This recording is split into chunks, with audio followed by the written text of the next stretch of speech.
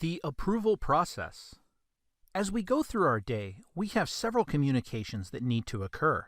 Forms are printed, signed, scanned, and forwarded by several people. This can be an inefficient use of time and resources, and can lead to delays in our time-intensive business processes.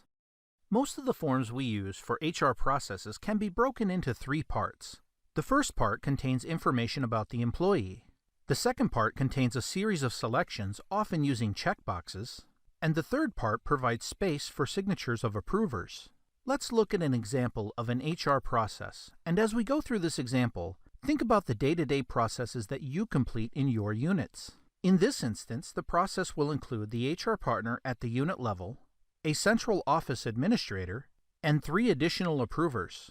After speaking with the approvers and the central office, the HR partner fills out the form and sends it to the first approver. Each approver signs the document and then ideally sends it to the next approver.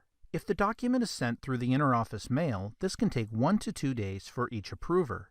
When the document is returned to the HR partner, a message is sent to the central office with a copy of the document.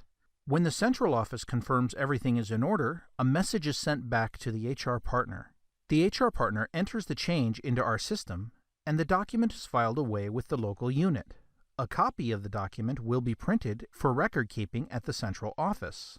Here we see the number of physical steps performed by each of the roles. To complete the process in the minimum 4 to 8 days, there are a total of 11 steps, and 1 to 2 sheets of paper are used for the single-page form. If the form has more pages, more paper will be used. Sometimes the process needs to be completed quickly. In these instances, the HR partner emails a digital copy of the document to the first approver. The approver prints the document, signs it, and scans the signed copy. This scanned copy is emailed back to the HR partner where it is forwarded to the next approver. The process continues until each of the approvers has printed, signed, and scanned each successive copy of the document with all of the previous signatures. Then, when the final copy with all signatures is returned to the HR partner, a message is sent to the central office with a copy of the document. When the central office has verified everything is in order, a message is sent back to the HR partner. The change is made by the HR partner in our current system, and the fully approved document is printed so that it can be filed away. A copy of the document is printed for record keeping at the central office. Here we see the number of physical steps performed by each of the roles. Fast-tracking this process requires approximately 16 steps and 4 to 5 sheets of paper for a single-page form. Now, it won't always happen in that order. Whether the form is mailed, sent electronically for signing, or just walked from one office to another, the paper-based nature of our current approval process requires a lot of extra manual work. In Workday, business process routing is handled through the Workday inbox.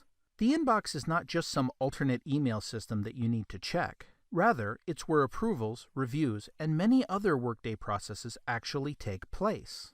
Let's look at how this actually works. Here is the same HR process we completed a moment ago. The HR partner starts the process electronically from the employee's page in Workday. Remember that top portion of the form with all of the employee's information that had to be manually entered each time the form was filled out? In Workday, that information is built into the employee's profile and doesn't need to be entered again. For the second portion of the form, the selections are made as part of the process initiation.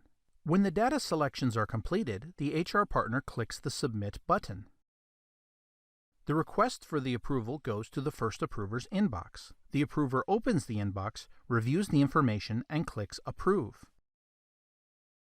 This provides an electronic signature similar to the signature that would be provided on the paper form, and routes the data to the next approver's inbox. The request continues through each level of approval, and the printing, signing, scanning, and resending is replaced by a single click. No paper or pens are required. When the final approval is completed by the central office, the process is complete, and the information is automatically entered into Workday. Here we see the number of physical steps required to perform the process in Workday.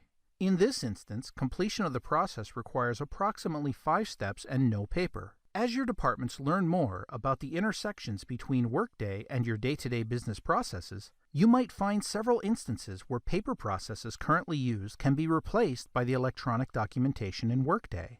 When applied to the thousands of processes that happen each year across the University of Washington, This time and resource savings provided by Workday makes us a more efficient, greener university. For more information, please visit myworkday.uw.edu.